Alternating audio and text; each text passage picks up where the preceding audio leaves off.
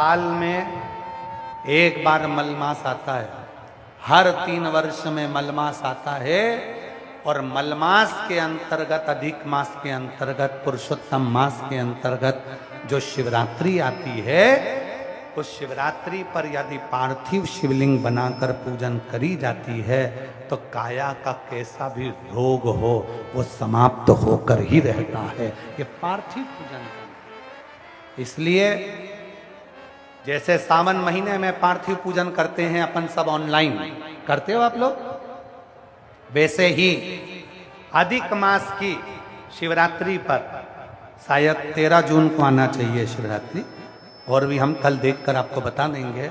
तो उस दिन हम आस्था चैनल वालों से भी कहेंगे और पूरी सोशल मीडिया पर ऑनलाइन अपने अपने घर में बैठकर आप अधिक मास की, पुरुषोत्तम मास की शिवरात्रि के दिन पार्थिव पूजन सब साथ में मिलकर करेंगे, जिससे आपके रोग का निवारण।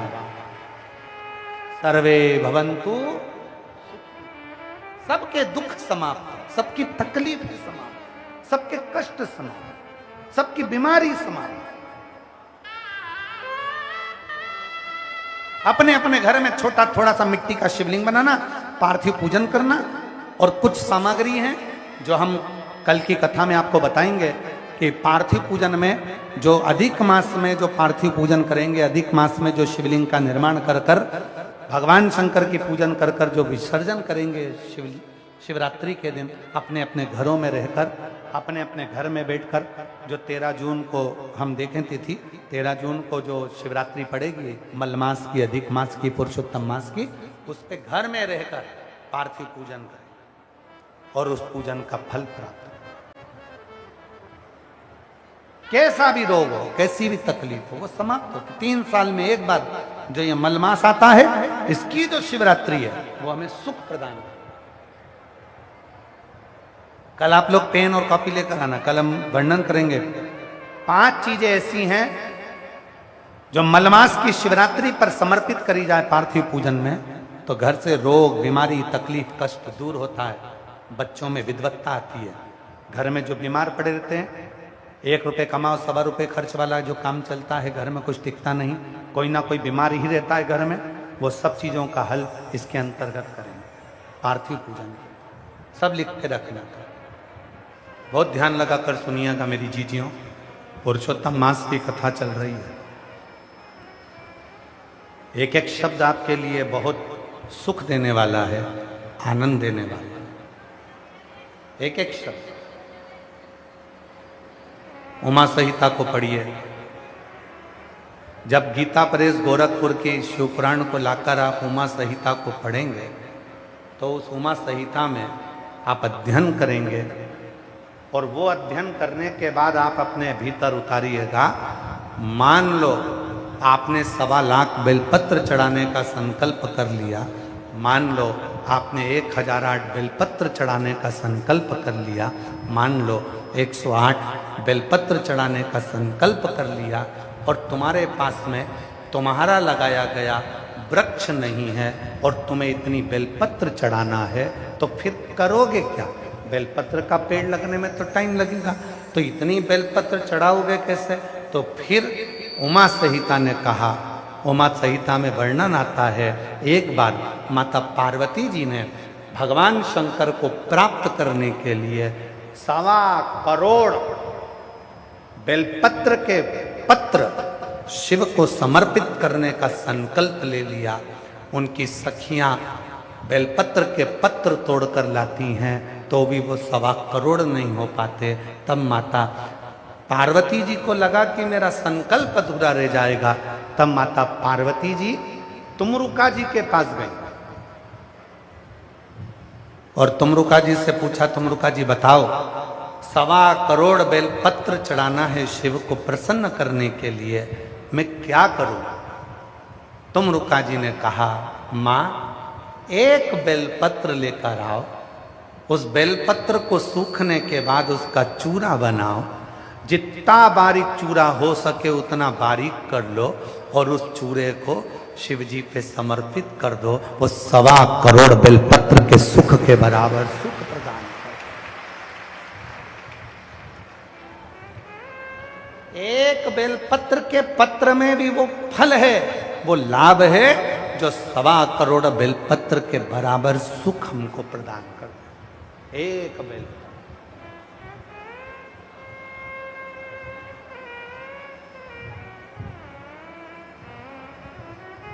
कुबेरेश्वर धाम जाते हो आप लोग?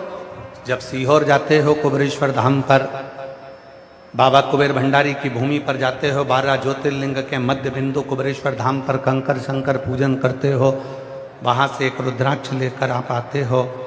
वहां से आते समय एक बेलपत्र जो शंकर भगवान पे चढ़ा हुआ हो,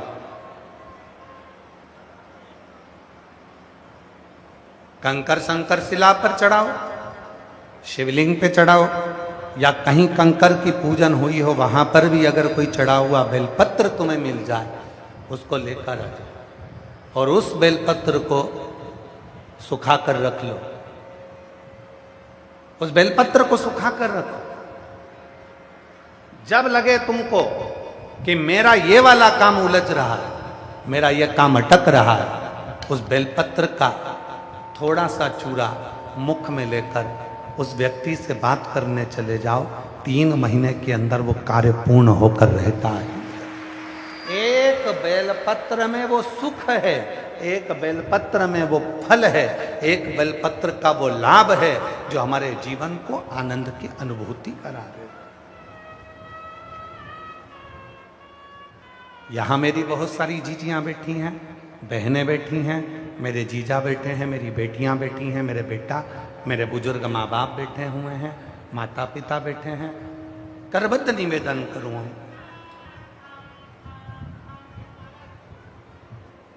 1.25 लाख बेलपत्र चढ़ाना है, 108 बेलपत्र चढ़ाना है, 1008 बेलपत्र चढ़ाना है, 1.25 करोड़ बेलपत्र चढ़ाना है। एक बेलपत्री के पत्र को सुखाकर बारीक से बारीक, बारीक से बारीक, बारीक से बारीक जब बिल्कुल महीन हो जाए, उसको जब समर्पित किया जाता है तो उसके कण कण की गिनती से भी करोड़ों हजारों बेलपत्र के पत्र चढ़ाने का फल प्राप्त हो जाता है। महीन से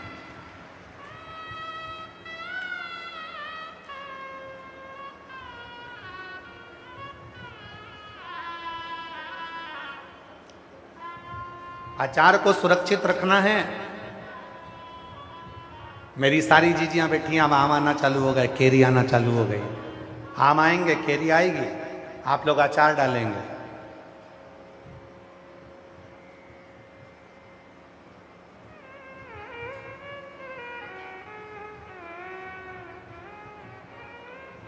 जिस दिन हम आए थे उस दिन हमारे एक दिल्ली वाले गोयल जी और बंसल जी तो यहाँ बैठे हैं, दिल्ली वाले गोयल जी बंसल जी दोनों थोड़ा थोड़ा अचार का डब्बा बांध कर लाए। कहा गुरुजी नया डाला है। तो हमने पूछा क्यों भाई इतना अचार लाए हो, इस अचार में फाँक तो बहुत कम है और तेल ज़्यादा है। तो वो गोयल जी की धर्म पत्नी बोली ये जितना तेल में डूबा रहता है उतना सुरक्षित रहता है। हमने कहा वाह कितनी सुंदर बात कही। अचार तेल में डूबा रहेगा, सुरक्षित रहेगा। मुरब्बा चाशनी में डूबा रहेगा, सुरक्षित रहेगा। और संसार का मनुष्य शिव कथा में डूबा रहेगा तो सुरक्षित रहेगा। जो भगवान की भक्ति में डूबा है। हम ये कभी नहीं बोले कि आप शंकर की शरणागति, हम कहते हैं तुम राम को भजते हो तो राम को भजो, आप कृष्ण को भजते हो तो कृष्ण को भजो, आप शिव को भजते हो तो शिव को भजो, आप जगत जननी दुर्गा भवानी को भजते हो तो जगत जननी दुर्गा भवानी को भजो। आप जो आराधना, जो साधना आप दिल से करते हो, आपकी जो मर्जी हो वो भजो। पर उसमें डूब जाना, उसमें जितने डूबते चले जाओगे उतने सुरक्षित होते चले जाओगे, उतने सुरक्षित। डूबना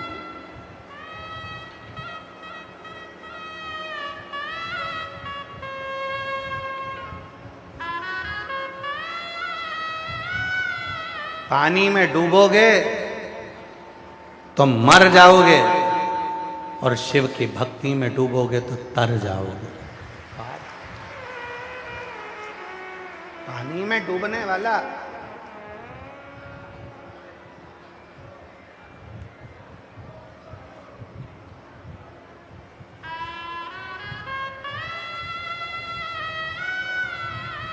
और कहने में पीछे नहीं हटेंगे। पानी में डूबने वाले को बचाया जा सकता है, थोड़े चांस हैं। जो माताएं तैरना जानती हैं वो तुरंत जाकर उसका बाल पकड़कर खींच कर ले आती हैं। जो पुरुष तैरना जानते हैं वो दौड़ कर जाते हैं, कूद कर और उसको खींच कर ले आते हैं। पानी में डूबने वाले को बचने के चांस हैं, पर जो दारू की प्याली में डूबता है उसके बचने के चांस कभी नहीं होते। पानी में डूबने वाले को बचाया जा सकता है, पर प्याली में डूबने वाले को बचाना कठिन पड़ जाता है, क्योंकि पानी में डूबेगा तो केवल एक डूबेगा, और प्याली में डूबा उसका बेटा भी एक दिन रोएगा, बेटी भी रोएगी, पत्नी भी रोएगी, माँ भी रोएगी, बाप भी रोएगा, जिंदगी भर उसका रोने में निकल जाएगा। जी थोड़ा बच्ची, थोड़ा।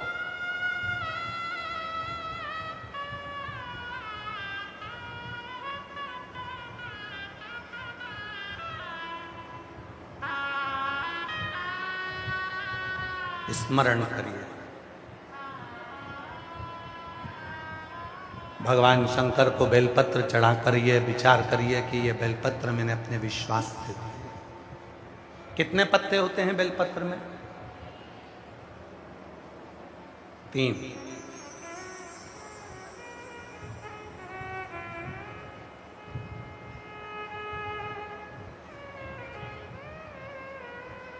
कितनी लक्ष्मी होती है?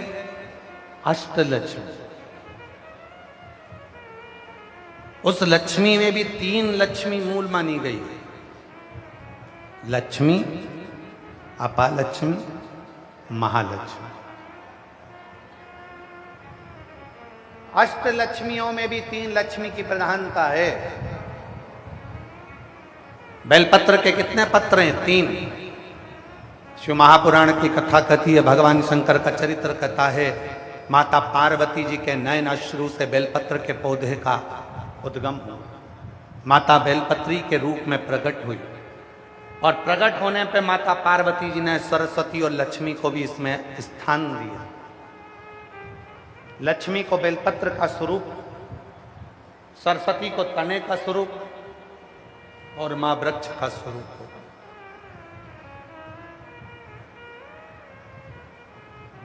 जब ये बेलपत्र शिव जी की साक्षी में माता पार्वती जी के सम्मुख में आया, तब मां जगत जननी पार्वती जी ने कहा कि ये लक्ष्मी। उसी समय पर भगवान शंकर ने इस बेलपत्र के एक पत्ते को 3 पत्र कर दिया। ये लक्ष्मी के 3 स्वरूप, लक्ष्मी, अपालक्ष्मी, धनलक्ष्मी। लक्ष्मी वो जो एक बार आए और आपके हाथों से पुण्य कराती जाए, भंडारे कराए, दर्शन कराए, तीर्थ कराए, कथा सुनाए, भूखे को भोजन कराए, प्यासे को पानी पिलाए, किसी के काम आ जाए, बेटी, बेटा, बहू, नाते, रिश्ते, कुटुंब, कबीले सब में प्रेम बढ़ाए, वो लक्ष्मी। दूसरी अपालक्ष्मी, वो लक्ष्मी जो आती तो है पर वापिस चली जाती है। गलत तरीके से आई और गलत तरीके से चली गई। और तीसरे नंबर पर है धन लक्ष्मी, वो लक्ष्मी जो एक बार घर में आ गई तो 1 साल 2 साल नहीं, वो 7 पीढ़ी तक टिकती है। उसको धन लक्ष्मी कहा। धन लक्ष्मी। लोग कहते हैं गुरु जी, एक बेलपत्र चढ़ाने से कितना फल मिलता है? शिव महापुराण की कथा में कुमार खंड के अंतर्गत, शिव महापुराण की कथा में कुमार खंड में लिखा, एक बेलपत्र का मात्र स्पर्श कर लेने पर, मात्र स्पर्श कर लेने पर 3 लक्ष्मियां हमारे ऊपर कृपा करना प्रारंभ कर दे। एक बेलपत्र का मात्र स्पर्श कर लेना,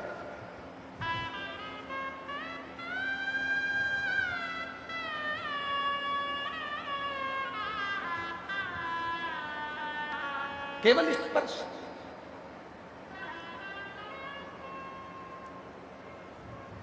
एक काशी में कथा करी थी, पहले नंबर वाली, दूसरी वाली नहीं, पहली वाली कथा। उस पहली वाली कथा में कहा था, जब जीवन में तुम्हें लगने लगे कि तुम्हारे पास में लक्ष्मी की कमी हो रही है, धन की कमी हो रही है, संपदा की कमी हो रही है, वैभव की कमी हो रही है, खूब मेहनत करना, कर्म को जागृत करना, परिश्रम पूरा करना, रात दिन एक कर देना, इधर उधर भटकना मत ही।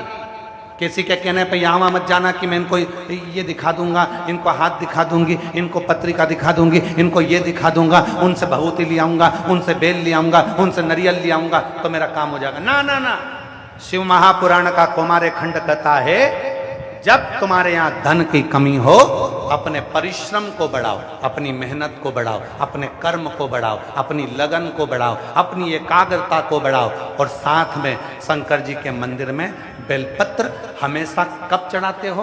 पहले तुम जल चढ़ाते हो, उसके बाद बेलपत्र चढ़ाते हो। पर जब तुम्हें लगने लगे कि मेरे घर में संपदा की कमी हो रही है, धन की कमी हो रही है, धन के पीछे क्लेश हो रहा है, पैसे के पीछे क्लेश हो रहा है, तो उस बेलपत्र को पहले चढ़ाओ और जो घर से जल लेकर आई हो वो बाद में चढ़ाओ।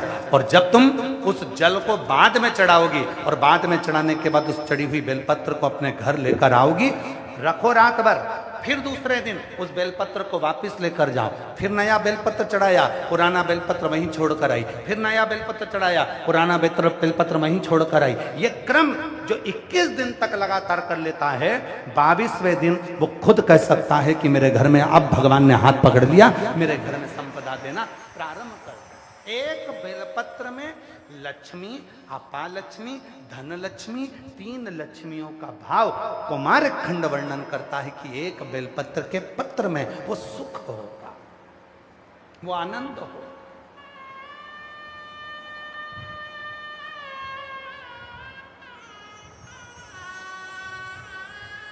और जो जैसी भावना लाए वो वैसा ही फल पाया, नहीं खाली उसे से लौटाया, वो मन हर्षाया। जैसे बेलपत्र का संग दुर्वा ले लेती है, एक दुर्वा और एक बेलपत्र जब हम शिव को समर्पित करते हैं, लोग कहते हैं गुरुजी आपने कहा कि बेलपत्री के बीच वाले पत्ते पर शहद लगाने पर, शिव को चढ़ाने पर मन की कामना पूर्ण होती है। हमने एक बात और कही थी कि ये चढ़ाने के साथ में तुम्हें मेहनत करना पड़ेगी, तुम्हें परिश्रम करना पड़ेगा,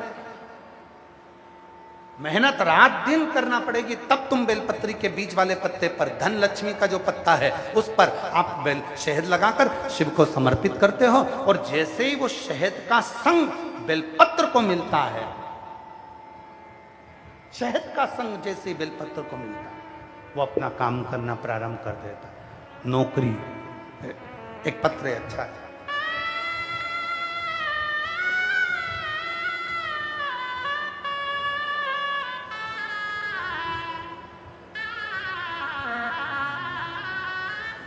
जो जैसी भावना लाया वो वैसा ही फल पाया। देखिए मेरा नाम सविता विश्वकर्मा है, मैं गंगोह सहारनपुर से आई हूँ। कहीं बैठी हों तो हाथ हिला सकती हैं। मेरा नाम रविता है विश्वकर्मा, मैं गंगोह सहारनपुर से आई हूँ। मेरे पति की नौकरी छूटे 2 वर्ष हो गए थे, कर्जा भी बहुत हो गया था। मेरी बहन ने मुझे बताया कि सीहोर वाला बाबा कथा करता है, कहीं बैठी हों तो आ सकती हैं। आप लोग हैं, आ जाओ आ जाओ, आ जाइए, बेलपत्र लेकर जाइए। मेरी बहन ने मुझे बताया कि सीहोर वाला बाबा कथा करता है, तो कथा को सुन।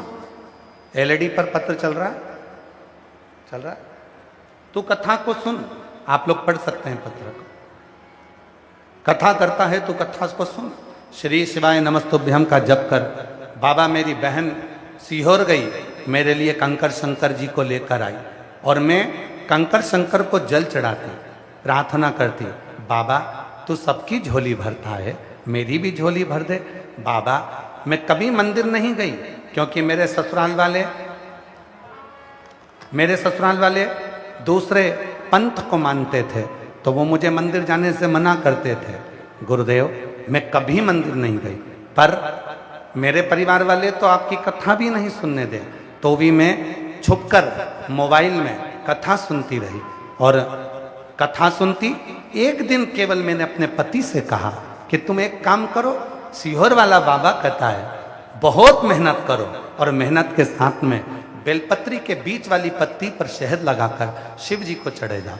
मेरा पति हंसा, कहने लगा कि तू भी ये बाबाओं के चक्कर में फंस गई, हमारे यहाँ पर ये सब नहीं होता। मैंने मेरे पति से कहा तुम इतने साल से एग्जाम दे रहे हो, आज तक तुम्हारी सरकारी नौकरी नहीं लगी, तुम एक बार तो करो। वो सीहोर वाला बाबा कहता है जो दिल से मांगोगे वो दिल से देगा। मैंने मोबाइल के सामने बैठकर मांगा है, तुम एक बार तो बेलपत्री पर शहद लगाओ।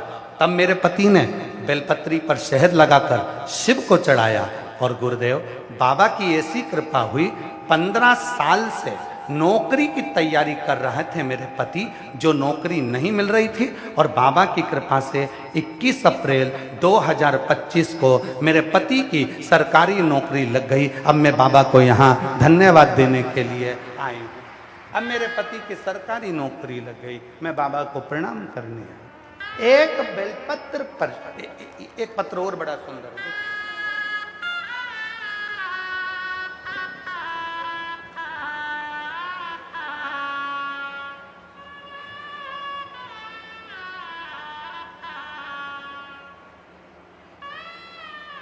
शशि देवी पति राजकुमार चौरसिया, कौन सा गांव लिखा है आप लोग पढ़ के बताओ जरा। वाराणसी कि वाराणसी। मैं शशि देवी पति राजकुमार चौरसिया, पत्र में नाम लिखा है वाराणसी है कि वाराणसी, आप लोग पढ़ने वाली हूँ। भोले बाबा कहीं बैठे हों तो हाथ हिला सकती हैं। शशि देवी पति राजकुमार चौरसिया वाराणसी से हैं। भोले बाबा की कृपा का मैं क्या वर्णन करूं गुरुदेव, छप्पर फाड़ कर देता है बाबा। मेरा बेटा शुभम चौरसिया सरकारी नौकरी की तैयारी बहुत सालों से कर रहा था। बाबा की कृपा ऐसी हो गई कि बेलपत्र का शहद लगाकर जो प्रयोग किया और शिव पर 1 लोटे जल का प्रयोग करा, आज मेरे बेटे की सरकारी नौकरी लग गई है। मैं बाबा को यहाँ प्रणाम करने आई हूँ। तीसरा पत्र है, मेरा नाम गायत्री सिंह है। मैं पुराना का नगर से आई हूँ। कौन सा गाँव आप लोग पढ़ लो जो भी लिखा है। मेरा नाम गायत्री सिंह है, मैं बुढ़ाना मुका नगर से आई हूँ। मेरा बेटा 2021 से सरकारी नौकरी की तैयारी कर रहा था, पर उसका हो नहीं रहा था। शंकर भगवान की कृपा से 10 साल से वो तैयारी करते करते हार गया, तो भी 1-2 नंबर से रह जाता था। तब मैंने बेटे से शहद और बेलपत्र का उपाय किया था। भगवान भोलेनाथ ने मुझे छप्पर फाड़ कर दे दिया। पहली नौकरी में ही 15 सालों के बाद मेरे बाबा की कृपा से ऐसी कृपा होगी, 10 सालों के बाद मेरे यहाँ नौकरी मेरे बेटे की लगी। और बाबा की कृपा से 15 साल से मेरे यहाँ पर पोता नहीं था, बाबा की कृपा से मेरे यहाँ पोता भी हो गया। मैं शिव को नमन करने के लिए आई हूँ, प्रणाम करने के लिए। और जो जैसी भावना लाया वो वैसा ही फल पाया, नहीं खाली उसे लौटाया, वो मन ही मन हर्षाया। कर दिया माला माल काशी, 15 साल के बाद पति की नौकरी लगी है, एक बार जोरदार ताली बजाएं। भंडार काशी वाले ने लुटा दिया, भंडार काशी वाले ने। छुप कर मोबाइल पर कथा सुनती थी, कोई नहीं मानता तो भी अकेली कथा को मोबाइल पर श्रवण कर हृदय लगाया बाबा से, मन लगाया शंभू से, शंकर से, हृदय से प्रार्थना करी। तब शिव ने करुणा करी, कृपा करी उसकी उदारता।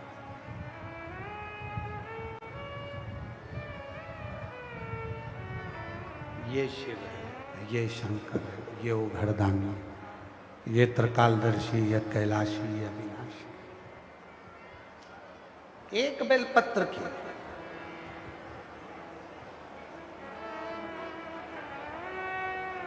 जिस दिन दुनिया समझ जाएगी ना कि बेलपत्र में कितना फल है,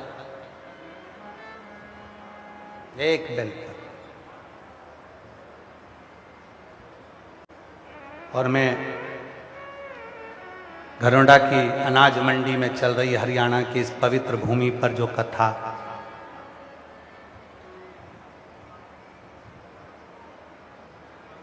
नगरखेड़ा सुधार धनोडा द्वारा जो ये कथा चल रही है,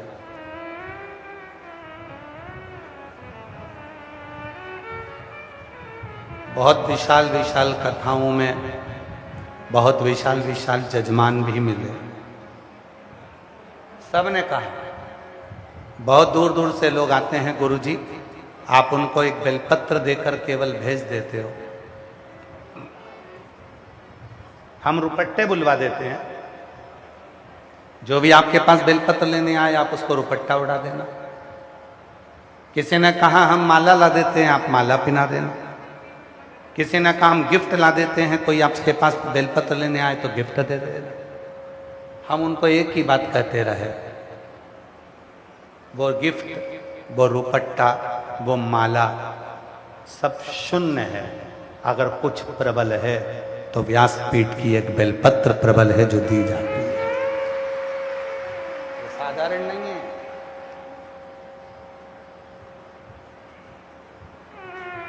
ये साधारण नहीं है। जैसे सीहोर का रुद्राक्ष कभी बिकने के लिए बाजार में नहीं जाता, जैसे सीहोर का रुद्राक्ष कभी मार्केट में बिकने के लिए नहीं जाता, जैसे सीहोर का रुद्राक्ष कभी कोरियर नहीं करा जाता, कुबरेश्वर धाम का रुद्राक्ष तो वहीं जाकर हाथ फैलाकर कंकर शंकर पूजन कर कर लिया जाता है, और वो रुद्राक्ष हमारे जीवन के दुखों को समाप्त करता है। उसी तरह व्यासपीठ की एक बेलपत्र जीवन के लिए वो फलित है कि मेरे जीवन का सबसे बड़ा सुख अगर कुछ मिला तो वही केवल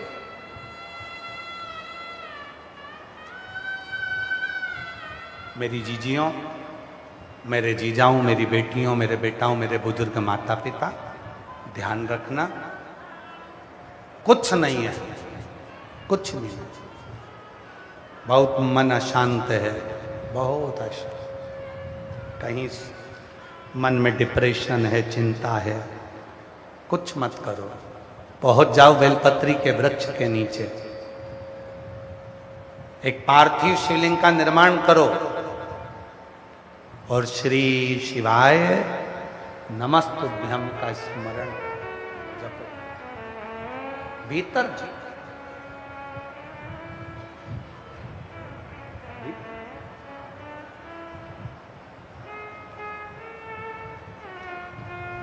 सबके सामने अगर मंत्र जप रहे हो, सब लोग देख रहे हैं, तो मौन होकर मंत्र जपो, और जब एकांत में मंत्र का जप करो तब आवाज निकाल कर मंत्र का जप करो। श्री शिवाय नमस्तुभ्यं, श्री शिवाय नमस्तुभ्यं, श्री शिवाय नमस्तुभ्यं, श्री शिवाय नमस्तुभ्यं। उस का उच्चारण करें। ये शरणागति का वो मंत्र है कि जो जीवन में मनुष्य को सुख प्रदान करे।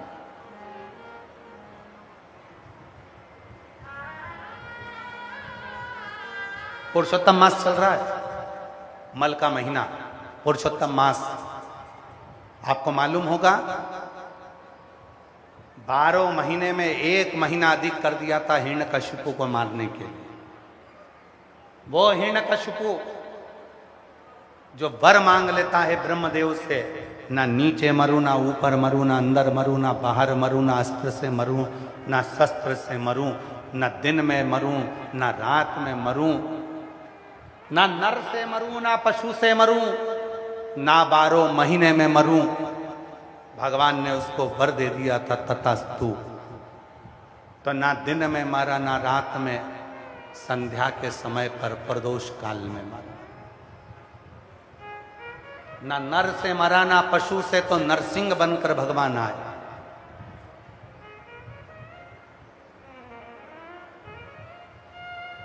ना अंदर मरा, ना बाहर, तो देहली पर मरा।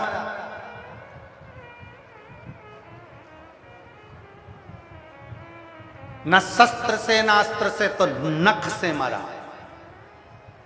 ना 12 महीने में मरूं तो 1 महीना अधिक कर दिया और अधिक मास में मारा, पुरुषोत्तम मास में अधिक मास, एक अधिक कर दिया। और वो अधिक करना, वो अधिक करना पुरुषोत्तम मास में उसको एक अधिकता का भाव प्रदान कर दिया।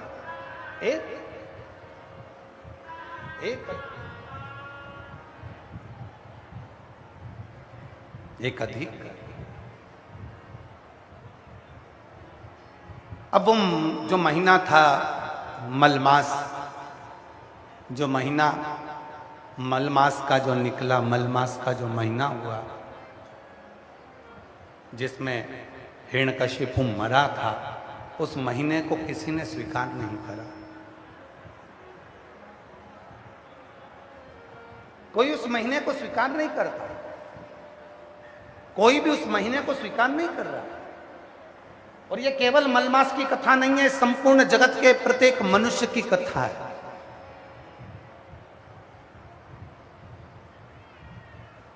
जब तक आपके पास में कुछ भी नहीं होगा ना, कोई स्वीकार नहीं करेगा। आपको कोई नहीं जानता, कोई स्वीकार नहीं करता। उस मलमास को कोई स्वीकार नहीं कर, कोई भी स्वीकार नहीं करा। रोता रहा वो मलमास।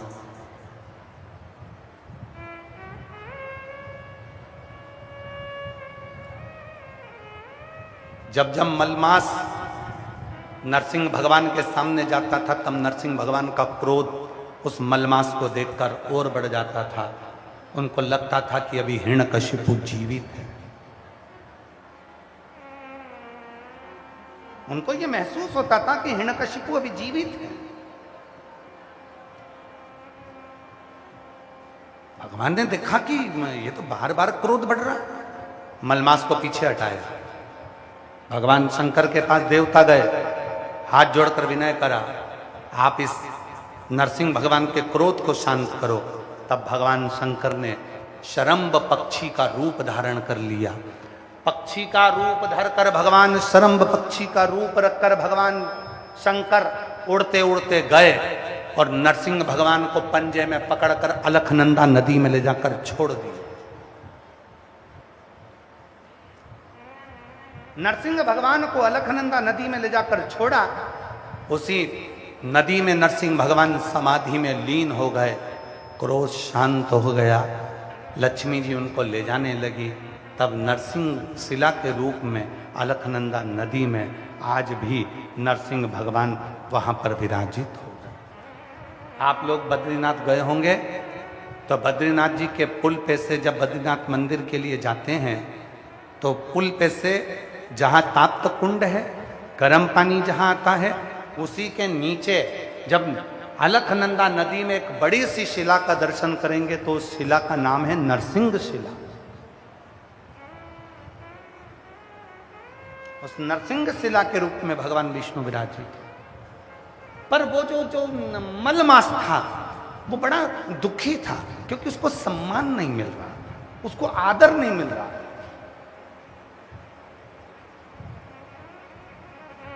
ब्रह्मलोक में गया, ब्रह्मा जी ने बाहर कर दिया। इंद्रलोक में गया तो इंद्र ने बाहर कर दिया। गरुण लोक में गया तो गरुण ने बाहर कर दिया। वरुण लोक में गया तो वरुण में बाहर कर दिया।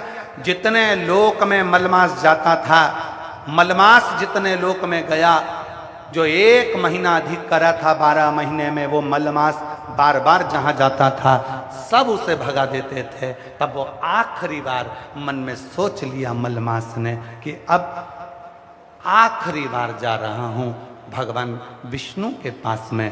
तब भगवान नारायण विश्राम कर रहे थे। शेषनाग ने देख लिया मलमास को। मलमास ने शेषनाग भगवान को प्रणाम करा। शेषनाग जी, मैं बहुत दुखी हूँ, क्योंकि मैं मलमास हूँ, मुझे कोई स्वीकार नहीं करता। लोग मुझसे ईर्ष्या करते हैं, नफरत करते हैं, लोग मुझे प्रणाम नहीं करते, लोग मेरा मुंह देखना पसंद नहीं करते, लोग मुझे पूछते नहीं हैं, क्योंकि मैं मलमास हूँ। शेषनाग जी ने पूछा, तू मलमास? हाँ। तो तुझे तो लोगों को प्रणाम करना चाहिए, क्योंकि तूने देवताओं का काम किया।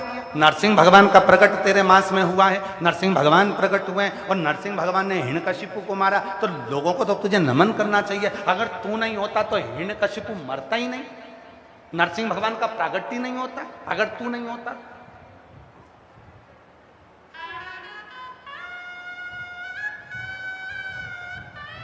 शिव पुराण की यह पुरुषोत्तम मास की कथा प्रत्येक मनुष्य को सुनना चाहिए, प्रत्येक मनुष्य।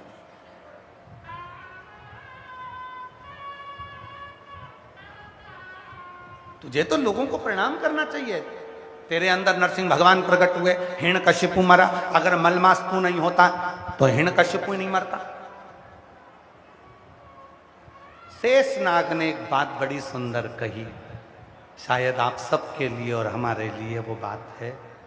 शेषनाग ने कहा, मलमास, मेरा भाई वासुकी नाग, उसने भी देवताओं का हित करा था। समुद्र मंथन में मेरे भाई वासुकी नाग की नेति बनाई गई थी। मंदराचल पर्वत पर उसे लपेटा गया था। देवता और राक्षसों ने मिलकर उसका मंथन किया था। जब समुद्र का मंथन करा, अमृत निकल गया। उस वासुकी नाग को कोने में पटक दिया। कोई ने उसको नहीं देखा, कोई ने उसको अमृत नहीं पिलाया, कोई ने उसको दवा नहीं कराई, किसी ने उसका आदर नहीं करा। मलमास, मुझे लगता है तेरे साथ भी वही हुआ है, क्योंकि ये दुनिया की रीति है। अपना काम करवाने के बाद लोग लात मार देते हैं, उसको धकेल देते हैं, उसका सम्मान नहीं करते। ये दुनिया की रीति।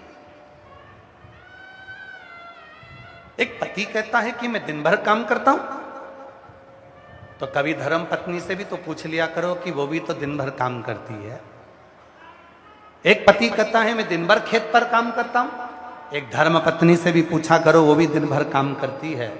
सुबह से उठती है, चाय नाश्ता भोजन खाना, गोबर तगाड़ी खला, ये काम वो काम, मेहमान अतिथि, घर में बुजुर्ग बच्चे, सबको संभालते संभालते संभालते संभालते वो भी तो जिंदगी संभाल रही है। वो भी तो स्त्री है, वो भी तो नारी है। आपको महसूस होता है कि केवल आप कर रहे? नहीं। कभी ये मत कहो कि मैं अकेला कर रहा हूं। तुम्हारी जो अर्धांगिनी है वो भी तुम्हारे साथ कदम से कदम मिलाकर तुम्हारे परिवार को संभाल रही है, तुम्हारे परिवार को देख रही है, वो भी तो देख। पर सम्मान उसको नहीं मिला। कई लोग कह देते हैं गुरुजी हमारी किस्मत में तो भगवान ने यश ही नहीं लिखा।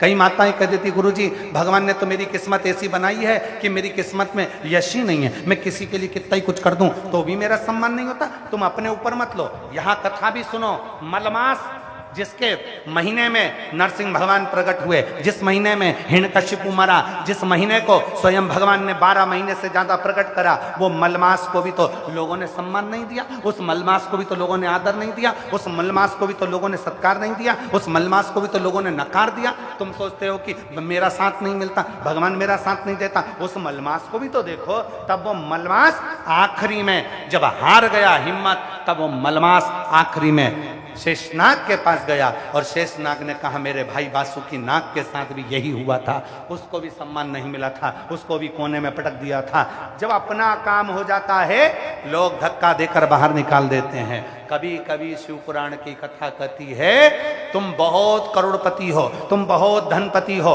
तुम बहुत वैभवपति हो, तुम्हारे यहाँ पैसे की कोई कमी नहीं है, तुम्हारे घर में तुम्हारी बहू के बच्चा हुआ, उस बच्चे को पालने के लिए, उस बच्चे को संभालने के लिए एक महिला को, एक स्त्री को, एक बेटी को तुम लेकर आए। कहा माता जी मेरे बच्चे को संभालना, मैं महीने की तनख्वाह दूंगा। वो माँ अपने बच्चे को छोड़कर तुम्हारे बच्चे को संभालने के लिए आ गई।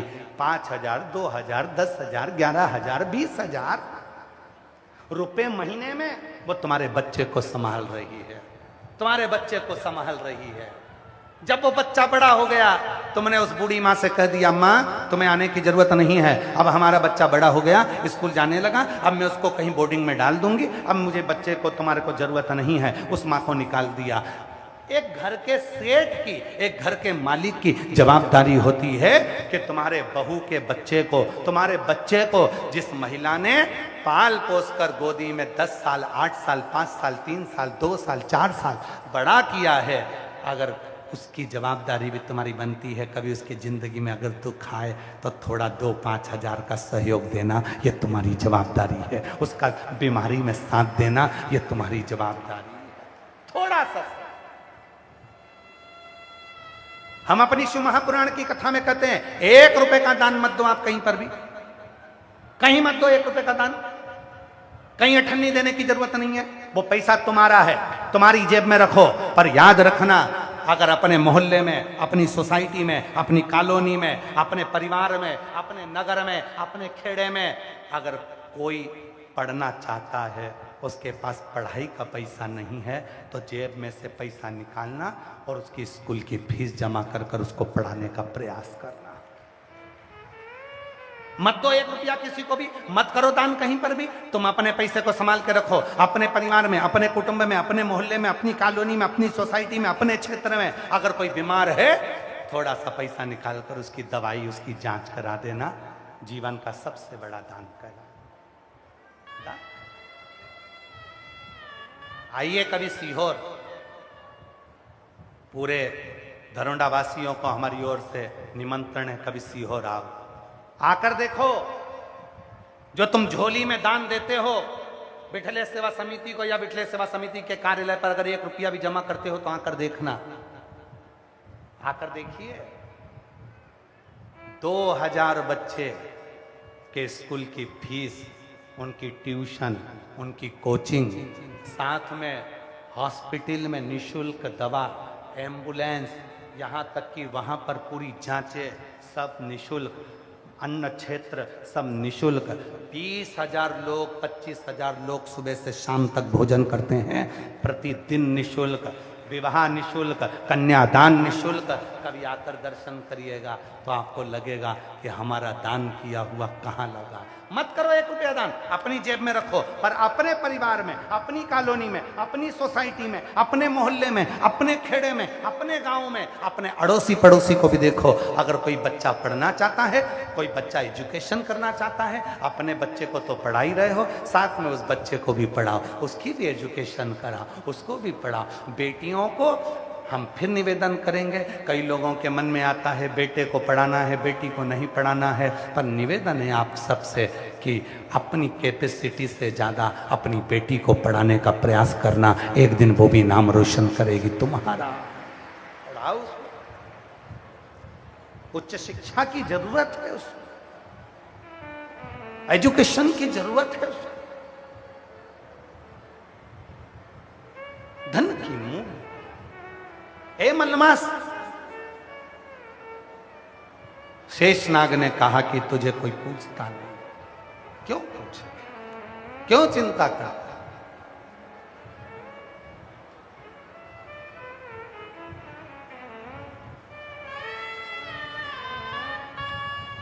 कुरुक्षेत्र कौन कौन गया?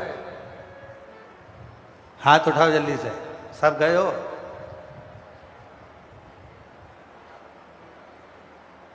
क्या सिखाती है कुरुक्षेत्र की लड़ाई? आप लोगों ने गीता बहुत श्रवण करी है, श्रीमद् भागवत कथा भी बहुत श्रवण करी है, बहुत बड़े बड़े विद्वान जन आपको कथा श्रवण कराए होंगे। क्या सीखे गीता जी से? क्या सीखे श्रीमद् भागवत से? क्या सीखे महाभारत से? कुरुक्षेत्र की वो लड़ाई, कौरव और पांडवों की वो लड़ाई क्या सिखाती है? कौरव और पांडवों की लड़ाई केवल एक ही चीज सिखाती है कि जिसके पक्ष में भगवान होते हैं उसकी कभी हार नहीं होती है।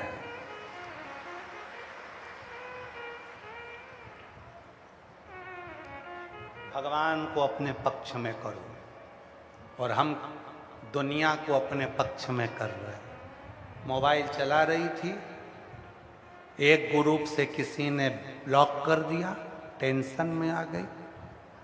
मेरे को किसने निकाला? 3 दिन तक चिंता में लगी रही, मुझे निकाला किसने? मैं जब इस ग्रुप में एडमिन थी तो मुझे निकाला किसने? और पूरे ग्रुप को देख रही है, मुझे ब्लॉक कर दिया, किसी ने फेसबुक से ब्लॉक कर दिया, किसी ने इंस्टा से ब्लॉक कर दिया, किसी ने व्हाट्सएप ग्रुप से ब्लॉक कर दिया, कोई मुझे तुम दुनिया को अपने पक्ष में करना चाहते हो। और याद रखना, संसार के लोगों को अपने पक्ष में करोगे तो दुर्योधन जैसे हार जाओगे, और अगर उस कृष्ण को, राम को, शिव को अपने पक्ष में करोगे तो जीत जाओ। अपने पक्ष में भगवान को करो। पूरी गीता का सार, पूरी गीता का, पूरी महाभारत का सार है, परमात्मा को अपने पक्ष में रखो तो जवाबदारी उसकी होगी जिताने की। फिर तुम्हारे हाथ में शस्त्र नहीं भी होगा तो भी जिताएगा। भगवान कृष्ण जिसके सारथी बन गए तो फिर देखो आप, अर्जुन के कई बार बाण नहीं थे, टूट गए थे, धनुष टूट गया था, फिर भी जीता। पक्ष में कृष्ण थे। तुम्हारे पक्ष में शिव होना चाहिए, तुम्हारे पक्ष में राम होना चाहिए, तुम्हारे पक्ष में कृष्ण होना चाहिए।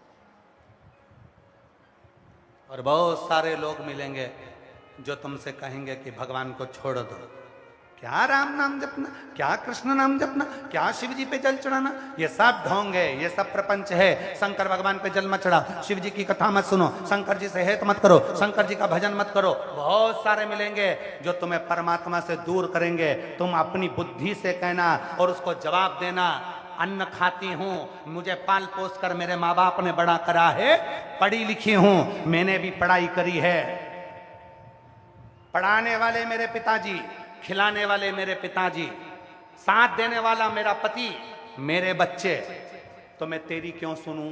मैं मेरे दिल की सुनूंगी। मेरी मर्जी, मैं चाहे ये करूं, मैं चाहे वो करूं, मेरी, मैं क्यों तेरे कहने पे चलूं? तुमने कह दिया कि भगवान को मत पूछो, तुमने कह दिया राम को मत पूछो, तुमने कह दिया कृष्ण को मत पूछो, तुमने कह दिया शिव को एक लोटा मत जल चढ़ाओ, तुमने कह दिया शंकर का भजन मत करो, तुमने कह दिया कथा मत सुनो। मैं क्यों ना मानूं? ये मेरा दिल कहता है, ये मेरा मन कहता है, मेरा चित्त कहता है, मेरा मन कहता है। एक पत्र में एक बहन ने लिखा, 10 साल तक मेरे घर में औलाद नहीं हुई, डॉक्टरों का इलाज करवाते रहे। एक दिन मैंने अपने घर के लोगों से कहा, सियोर वाला बाबा कहता है सफेद आंकड़े की जड़ का प्रयोग कर लो। पति ने डांट कर कह दिया, पागल जैसे काम मत कर, मूर्ख हो गई है, पढ़ी लिखी है, इतने ऊंचे पद पर होने के बाद, अधिकारी होने के बाद भी तू ऐसी बात करती, किस औहदे पर देख तो सही। 10 साल निकल गए, जब औलाद नहीं हुई तब आखिरी में पत्नी अपने पति को हाथ जोड़कर बोली, एक बार मेरे कहने पर चलो, अपना आंकड़े की जड़ बांधते हैं। पशुपति व्रत करते हैं, और जैसे ही आंकड़े की जड़ बांधी, पशुपति व्रत करा, 3 महीने के अंदर गर्भ ठहर गया, 10 साल के बाद औलाद हो गए। 2 पत्रें अलग अलग।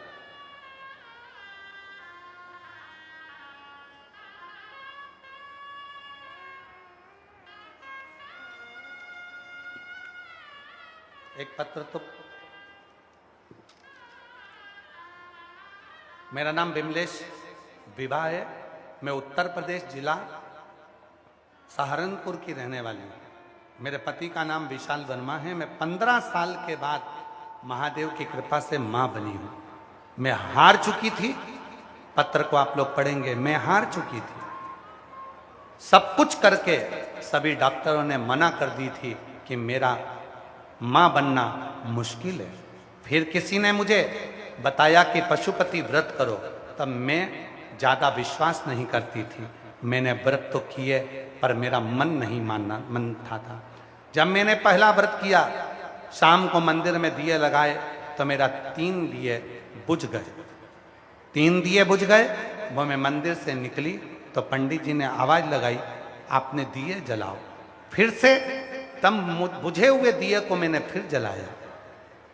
वापिस मुझे लगा कि मेरा व्रत कुछ गड़बड़ है। सियोर वाला बाबा कहता है कि विश्वास के साथ करना तो देगा।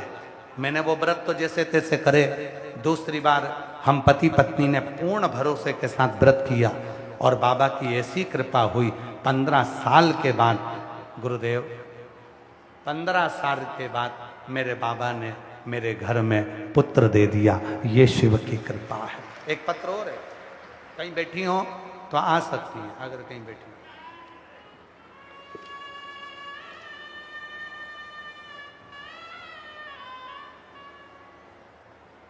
मेरा नाम बीना रानी, गांव उरलाना कला, धर्मपत्नी श्री अशोक शर्मा।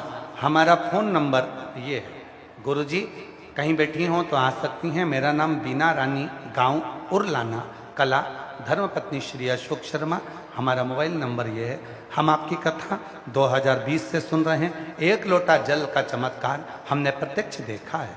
हमारे पुत्र के विवाह के 10 साल हो गए थे, लेकिन उसकी यहाँ कोई संतान नहीं थी। हमने कोई डॉक्टर, वेद, हकीम, मंदिर, ऐसा कोई जगह नहीं बची जहाँ हम नहीं गए। सब दूर दिखाया, सब दूर गोदी भरवाई, फिर भी संतान नहीं हुई। गुरुदेव, तब हमने आपके द्वारा बताए हुए उपाय, आंकड़े की जड़, पशुपति व्रत करना प्रारंभ किया। ऐसा हमने 2 बार किया और भोले भंडारी ने हमारी प्रार्थना स्वीकार कर ली। 22 जनवरी 2024 को महाराज बाबा की कृपा से, मेरे घर में शिव की कृपा से, एक नहीं 2 पशुपति व्रत करे, 2 बार सफेद आंकड़े की जड़ बांधी और बाबा की कृपा से हमारे घर में 22 जनवरी 2024 को घर में 2 पुत्रों ने जन्म लिया, जिसका नाम हमने ध्रुव और शिवाय रखा है। भोलेनाथ को आज शुक्राना करने के लिए मैं यहाँ आई हूँ, बाबा को नमन करने के लिए। एक नहीं दिए, 2 दिए। एक पत्र और है। मेरा नाम रेणु भाटिया है। मैं दिल्ली की रहने वाली हूँ। मेरा मोबाइल नंबर ये है। बाबा की कृपा का क्या बखान करूं, उसकी असीम कृपा तो हमेशा हमारे परिवार पर है। गुरुदेव, मेरे बड़े सुपुत्र और पुत्र वधू के यहाँ कई वर्षों तक औलाद नहीं हुई। हिम्मत हार चुके थे। डॉक्टर ने भी कह दिया था कि कोई नस चोक होने के कारण इसको माँ का सुख नहीं प्राप्त होगा। जब हिम्मत हारे तब मैंने अपने बेटे बहू को सियोर भेज दिया। वहां कंकर शंकर की पूजन कराई, रुद्राक्ष लेकर आए। एक कंकर जो लेकर आए थे उसी पर जल चढ़ाकर मेरी बहू ने पीना प्रारंभ करा और बाबा की ऐसी कृपा हुई। 2 बार पशुपति व्रत करे, 2 बार सफेद आंकड़े की जड़ बांधी, 2 बार सियोर होकर आ गई और बाबा की कृपा से 24 जून 2025 को मेरे घर में जुड़मा 2 बच्चों ने जन्म लिया। मैं बाबा को यहाँ प्रणाम करने के लिए आई हूँ। दोनों बच्चों का फोटो लगा रही, दोनों बच्चों का फोटो लगा। और जो जैसी वो ऐसा ही फल पाया, नहीं खाली से लौटाया, वो मन ही मन हर्षाया, और कर दिया माला माल काशी वाले ने, लुटा दिया भंडार काशी वाले दिया भंडार काशी वाले ने, लुटा दिया भंडार काशी वाले ने, ओ कर दिया माला माल काशी वाले ने, लुटा दिया भंडार काशी वाले ने। किस भावना से आए हो? आपके मन में क्या चल रहा है, क्या विचार चल रहा है? सती माता भी कथा श्रवण करने के लिए गई थी कुंभज ऋषि के यहां भगवान शिव के साथ, और कुंभज बाबा कथा कर रहे थे। सती मैया के मन में आ गया मेरी तो शादी हुई है और विवाह हुआ, पति को तो घुमाने के लिए कोई अच्छे स्थान पर ले जाना चाहिए।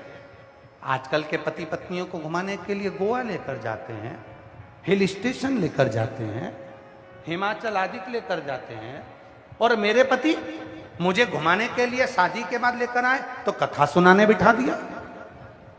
और कुंभज बाबा कथा कर रहे थे, सती के मन में आया शादी के बाद में कथा सुनने बैठी, इससे तो अच्छा है कि मेरा जीवन जलकर भस्म हो जाए। कुंभज ऋषि मौन हो गए, चुप हो गए, स्तब्ध हो गए। कथा पूरी हो गई।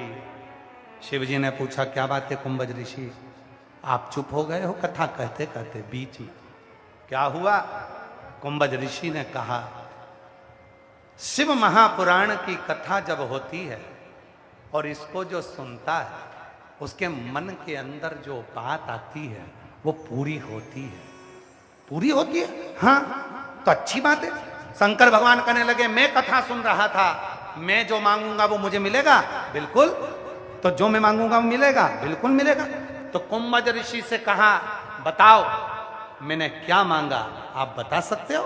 कुंभज ऋषि ने कहा मैं आपके मन की जानता हूं, आपने राम जी का दर्शन मांगा है। आप जब जाओगे यहां से तब राम जी का दर्शन हो जाएगा। तो फिर तुम चुप क्यों हुए, मौन क्यों हुए? कुंभज ऋषि ने कहा तुमने तो राम का दर्शन मांगा था, पर सती माता ने मन में सोचा मेरे पति मुझे यहाँ कथा सुनाने लिया, इससे तो मैं जलकर राख हो जाऊं तो अच्छा। शिव जी कहने लगे शिव पुराण सुनते समय जो मन में आता है वो तो होकर ही रहता है, उसे कोई नहीं रोक सकता। अब तो सती को जलकर भस्म होना ही पड़ेगा। और अपने पिता दक्ष प्रजापति की यहाँ सती माता गई, पिता का अपमान पिता ने जो करा, सती माता यज्ञ के कुंड में जलकर भस्म हुई और शंकर जी को राम का दर्शन हुआ। इसीलिए शिव पुराण की कथा कहती है जब सुनने बैठो अपने लिए कहना बाबा मेरे दुख हरना, मेरे कष्ट हरना, मेरी बीमारी दूर करना, मेरी झोली खुशियों से भरना। मेरा भोला बाबा किसी स्त्री की गोद खाली मत रखना और किसी पुरुष की जेब खाली मत रखना। ऐसी करुणा मेरा भोलेनाथ करना। उससे हमेशा कथा के अंदर बैठकर अच्छा मांगो, अच्छा कहो, अच्छा बोलो, अच्छा विचारो, अच्छा भाव रखो। दूसरे के प्रति ईर्ष्या का भाव मत रखो। कई लोग ईर्ष्या रखते हैं दूसरे के प्रति, इसने मुझे आगे नहीं बैठने दिया, मैं इसको बाद में देख लूंगी, इसने मुझे पीछे बिठाया, मैं बाद में देखूंगा, इसने मुझे यहाँ नहीं आने दिया, मैं बाद में देखूंगा। कथा सुनने आए हो, ईर्ष्या क्या रखना? कथा सुनने आए हो, जहाँ जगह मिल जाए वहाँ बैठ जाओ, कथा सुनो, अपने जीवन को धन्य बनाओ। अपने जीवन में ये बार बार मौका, गरुड़ा वालों, ये बार बार मौका नहीं मिलेगा। बड़ी मुश्किल से ये कथा कैंसिल होकर फिर वापिस 36 कौम ने मिलकर कराई है, ने ना जाने फिर कब होगी। इसलिए उसको हृदय से श्रवण कर लो, मांग लो उस परमात्मा से अपने दिल की बात, उससे कह दो अपने हृदय की बात। यहाँ बैठने समय पास करने के लिए नहीं आए हो, यहाँ तुम व्यर्थ की भीड़ बढ़ाने के लिए नहीं आए हो। यहाँ कल इतने भक्त आ गए और आज भी इतने लाखों भक्त आए हैं कि मैं तो यहाँ की प्रशासन को, यहाँ के कलेक्टर, यहाँ के IG, DIG, commissioner, SP, SSP, यहाँ का विद्युत विभाग, यहाँ का चिकित्सा विभाग, यहाँ के सारे विभागों को, पीडब्ल्यूडी विभाग, यहाँ के सारे विभागों को धन्यवाद देता हूँ। यहाँ के टीआई, यहाँ के पुलिस कांस्टेबल, एक एक को धन्यवाद देता हूँ जिन्होंने कल इतनी भीड़ को और आज भी जो लाखों की भीड़ आई है, इसको संभालने के लिए मुस्तैदी रखी है। एक बार पूरी प्रशासन को जोरदार ताली बजाकर साधुता दीजिए। कठिन है कथा को संभालना। भागवत कथा संभालना सरल है, राम कथा संभालना सरल है, पर शिव महापुराण की कथा को संभालना कठिन है। क्योंकि कथा सुनने के लिए यहां सब शंकर के गण आते हैं। किसकी बुद्धि कैसी, किसके विचार कैसे, किसकी सोच कैसी, कितनी संख्या में आएंगे, कोई भरोसा नहीं है। लोग सोचते हैं पहले दिन तो पब्लिक कम आएगी, दूसरे दिन थोड़ी बढ़ेगी, तीसरे दिन बढ़ेगी, चौथे दिन बढ़ेगी। अब इनको क्या बताएं कि पहले दिन ही छक्का लगा दिया है। अब बताओ तो बताओ क्या। जो हमारे मन में, आपके मन में जो विचार आता है वो शिव पूरा करते हैं। शिव जी के मन में विचार आया, राम जी के दर्शन कर शिव जी ने भगवान कथा पूर्ण कर दी। सती के मन में विचार आया ये शरीर छोड़ने का, शरीर छोड़। यहां बैठकर आपके मन में कोई गलत विचार नहीं आना चाहिए। कौन क्या करा, कोई क्या नहीं करा, कौन बोला क्या ना बोला, अपने को कोई मतलब। आग लगे बस्ती में, आवाज नहीं आई, जम के बोलो, आग लगे बस्ती में क्या किसको रोइए। अपने को मतलब नहीं होना चाहिए कि हुआ क्या।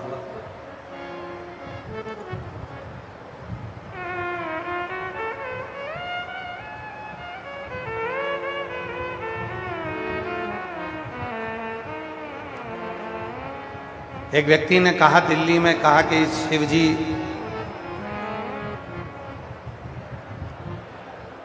भांग के नशे में रहते हैं।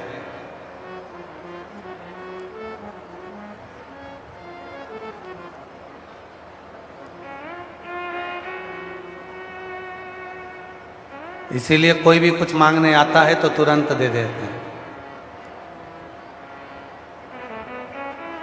हमने उनसे कहा तो तुम भी अहंकार का नशा छोड़ दो और शंकर जी के पास जाओ।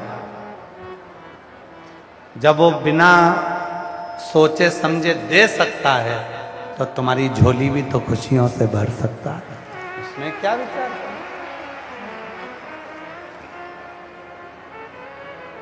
और मांगा है भोलेनाथ से वरदान। आवाज नहीं आई है मेरी बहनों।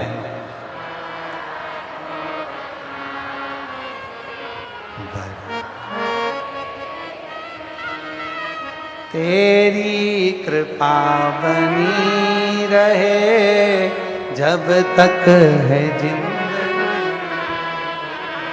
तेरी कृपा बनी रहे जब तक है जिंदगी। मांगा है भोलेनाथ से वरदान है, मांगा है भोलेनाथ से वरदान। शिव से हम केवल एक वर मांगे, तेरी कृपा, तेरी करुणा, तेरी उदारता। मलमास रो रहा है। शेषनाग जी ने कहा मेरे भाई वासुकी नाग के साथ भी यही हुआ। आज की दुनिया है ही ऐसे, आपका उपयोग कर लेती, आपको लात मार देती। वाहवारी दुनिया, मतलब की दुनिया में किसी का कोई नहीं। धन के साथी हजारों हैं, जब धन ही नहीं तो कोई नहीं।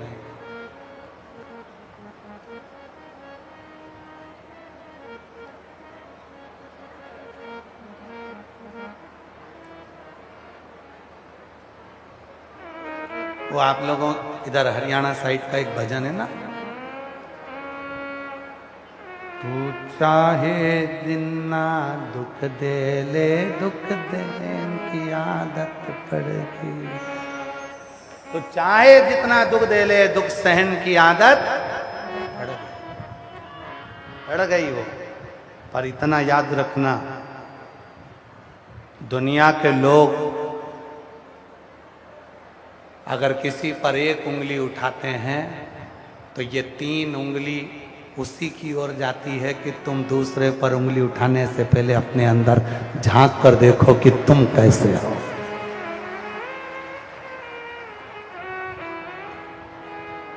तुम अपने भीतर झांक कर देखो कि तुम कैसे हो। एक व्यक्ति दूसरे व्यक्ति पर इल्जाम लगा रहा है, दूसरा व्यक्ति एक व्यक्ति पर इल्जाम लगा रहा है, एक व्यक्ति दूसरे व्यक्ति पर इल्जाम लगा रहा है, दूसरा व्यक्ति एक व्यक्ति पर इल्जाम लगा रहा है। अरे भाई छोड़ो ना, काय का टेंशन लेना, काय को चिंता करना।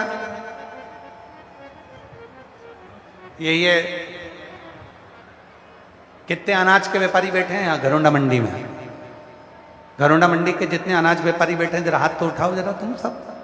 ये सब व्यापारी बैठे हैं अनाज मंडी के, एक बार इनके लिए जोरदार ताली बजाओ। साधुता है आप सब।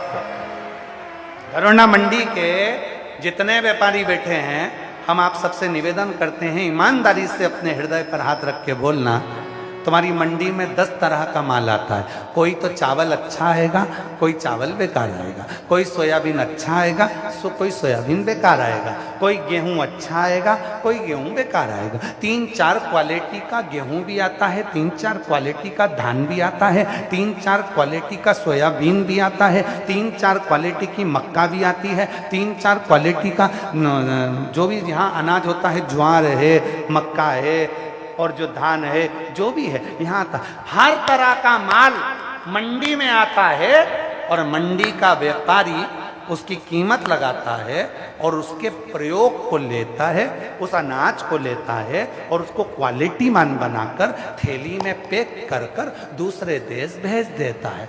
मंडी के व्यापारी में यह कला होती है कि बेकार को भी अच्छा बनाकर भेज दे। इसलिए शिव पुराण की कथा मंडी में हुई।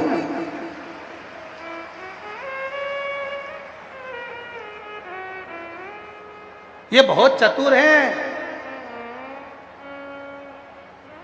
ये जितने भी घरोंडा के रहने वाले हैं बहुत चतुर हैं।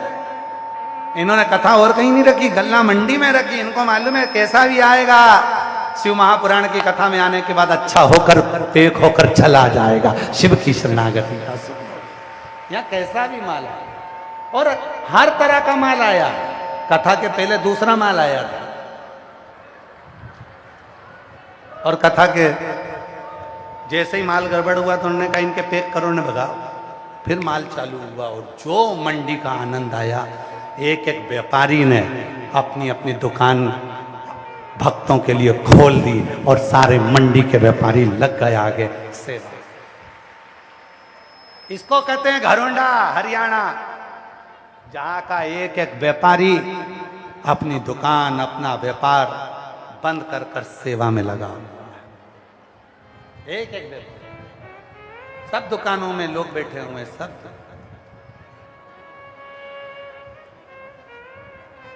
विश्वास पूर्ण रखो और जब विश्वास पूर्ण होता है तब शिव की शरणागति प्राप्त।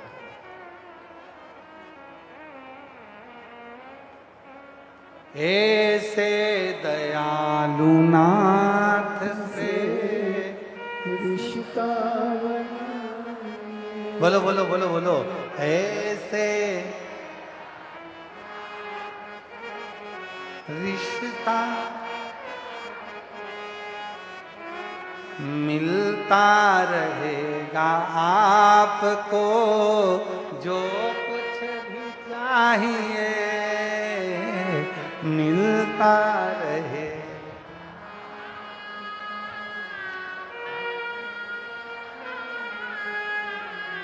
ऐसा करिश्मा होगा जो हुआ कभी नहीं, ऐसा करिश्मा होगा जो हुआ कभी नहीं। मांगा है भोलेनाथ से वरदान तेरी कृपा बनी रहे, जब तक है जिंदगी तेरी कृपा बनी रहे, जब जब तक है जिंदगी। शिव के प्रति समर्पित एक पत्र है, अच्छा है, देखिए।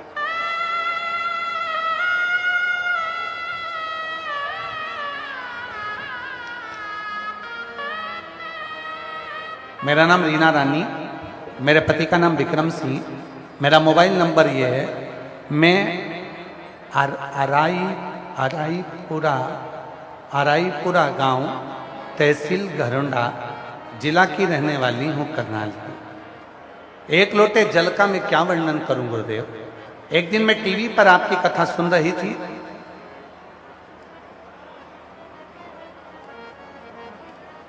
आपने नौकरी के लिए कुछ उपाय बताया था।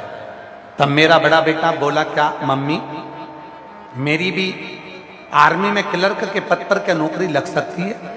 तब मैंने बाबा पर विश्वास करके उससे कह दिया, बेटे अगर तू अपनी मेहनत करे, गुरुदेव कहते हैं कि 4 गुना मेहनत करो, 1 लोटा जल शिव के मंदिर में चढ़ाओ और बाबा को अपने मन की बात कहो, शहद लगाकर बेलपत्री शिव को चढ़ाओ, बाबा देता है। आज मैं बाबा को धन्यवाद देने के लिए गुरुदेव आई हूँ। मेरा नाम रीना रानी है, मेरे पति का नाम विक्रम सिंह है, मेरा मोबाइल नंबर ये है। मैं आराईपुरा गांव, तहसील घरौंडा की रहने वाली हूँ। आज बाबा को धन्यवाद देने आई हूँ कि मेरे बेटे की नौकरी आर्मी में क्लर्क पद पर हो गई है, जिसका मैं फोटो भी लगा रही हूँ। एक बार जोरदार ताली बजाएं, कहीं बैठी हो तो आ सकते हैं। फोटो को आप देखें, बच्चे का जो जॉब लगा है, आप ही हैं, आ जाओ आ जाओ, आ जाइए, आ जाओ, एक बेलपत्र लेकर जाना, आ जाइए। एक पत्र और बड़ा सुंदर है, देखिए।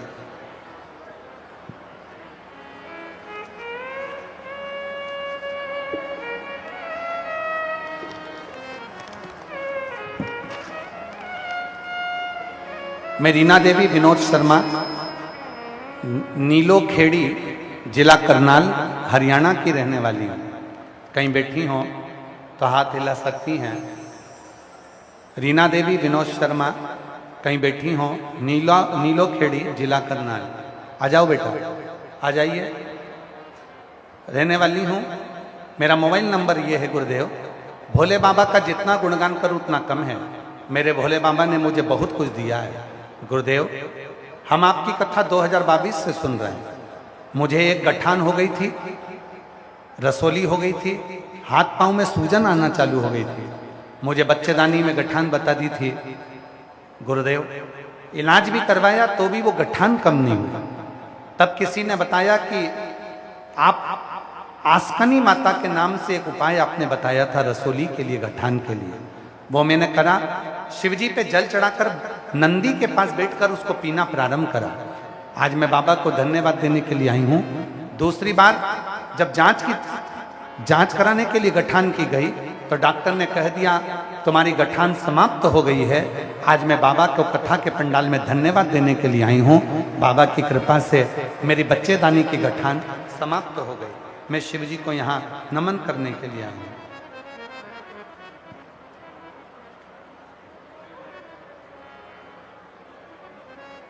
और मांगा है भोलेनाथ से वरदान एक मांगा है भोलेनाथ से वरदान। सब गाइए, सब गाइए। तेरी कृपा बनी रहे जब तक है जिंदगी, तेरी कृपा बनी रहे जब तक है जिंदगी। मांगा है भोलेनाथ से वरदान। शिव कथा कर शेष नाग ने मलमास को समझाया, ए मलमास तो चिंता मत कर। मेरे भाई वासुकी नाग के साथ भी यही हुआ। ये दुनिया की रीति है। काम निकल जाने के बाद लोग किसी को पूछते नहीं।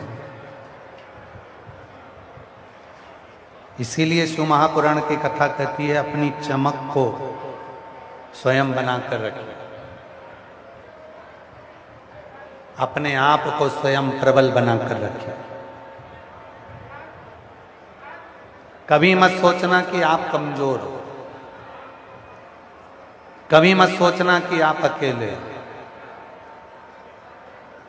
हमेशा अपने भीतर ये बनाकर रखना कि मेरे साथ मेरा बाबा, मेरा देव अधिदेव महादेव है, मेरे दुखड़ों को हरने के लिए, मेरे संकट को हरने के लिए, मेरी तकलीफ को हरने वो है।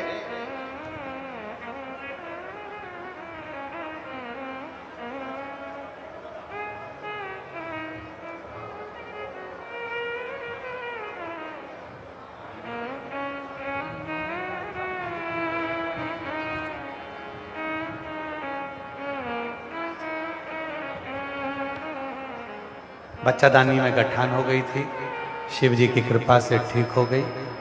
बेटी का जॉब लग गया। एक बार जोरदार ताली बजाकर साधुवाद दीजिएगा। किस्मत वालों को मिलता है भोले तेरा दरबार। किस्मत वालों को मिलता है भोला तेरा दरबार। शिव कथा कर रही है, शिव महापुराण की कथा कर रही है। मलमास बड़ा दुखी हो गया, शेषनाग से कहा कि अब मैं करूं तो करूं क्या, क्या करूं। शेषनाग ने कहा कि मेरे भाई वासुकी नाग के पास जाओ। मेरे भाई वासुकी नाग को भी सबने प्रयोग कर कर पटक दिया। अमृत मिल गया देवताओं को, पटक दिया। तुम मेरे भाई वासुकी नाग के पास, और मलमास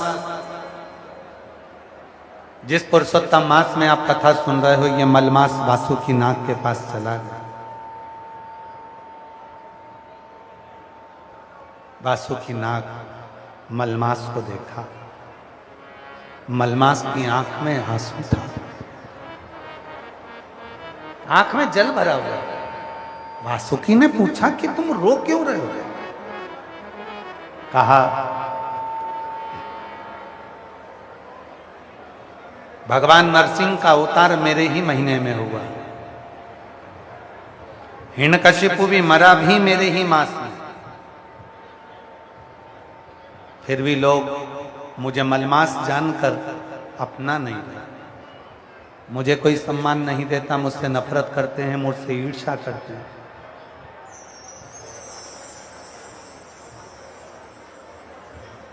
मुझसे ईर्ष्या करते हैं, मुझसे नफरत करते हैं। मैं करूं तो करूं क्या? कहां जाऊं मैं? किस्मत वालों को बेटे का जॉब आर्मी में क्लर्क के पद पर हुआ। एक बार जोरदार ताली बजाकर साधुवाद करिए। मिलता है भोले तेरा दरबार। किस्मत वालों को एक बार जोरदार ताली बजाएं माता के लिए। मिलता है भोले तेरा दरबार। सच्ची सरकार तुम्हारी साचा दरबार। किस्मत वालों को मिलता है भोले तेरा दरबार। मलमास की आंख में आंसू भरा हुआ। वासुकी नाग ने कहा क्यों रोते? दुनिया की आदत है तुम्हें रुलाने की, और शिव की आदत है तुम्हें मुस्कुराने की। ये दुनिया की आदत।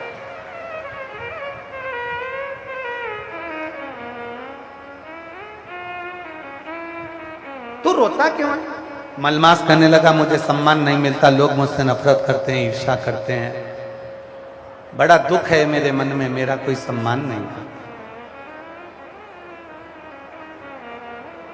लोग मेरा अपमान करते हैं, मुझे पूछते नहीं, मेरा आदर नहीं करते। ईर्ष्या करते हैं, मुझे कोई साथ नहीं रखता, मुझसे नफरत करता। वासुकी नाग ने कहा ये तो दुनिया की रीति है। इतनी सी बात के लिए अपने मन को उदास कर लिया। एक काम कर, मलमास, तो किसी महीने में तुझे लोग अपने महीने में तुझे नहीं रखेंगे, तो खुद उस शिव की आराधना, शंकर की आराधना। मलमास, प्रत्येक महीने में एक शिवरात्रि आती है और मलमास तेरे महीने में भी शिवरात्रि आएगी। उस शिवरात्रि को यदि तूने पार्थिव शिवलिंग का पूजन कर लिया, पार्थिव शिवलिंग का निर्माण कर कर तूने अगर उसकी पूजन कर ली और तूने जो दिल से मांग लिया, तुझे वो मिल जाए। तू जो मांगेगा वो तुझे मिलेगा। पार्थिव पूजन, मलमास स्वयं वासुकी नाग के कहने पर भगवान शंकर के पार्थिव का स्मरण करते हैं और जो पार्थिव पूजन मलमास ने करी, शिव प्रसन्न हो गए। मलमास, क्या हुआ? लोग मुझसे नफरत करते हैं, ईर्ष्या करते हैं, कोई देवता मुझे स्वीकार नहीं कर रहा, कोई महीना, कोई तिथि मुझे स्वीकार नहीं कर रहा, मैं दिखने में भी ठीक नहीं। शिव ने कहा मैं तुझे कुछ दूं ना दूं ये पक्का है, पर मेरे जो इष्ट हैं भगवान विष्णु वो तुझे देंगे। मैं इतना विचित्र लगता हूं, मुझे देखकर तो लोगों को क्रोध आ जाए।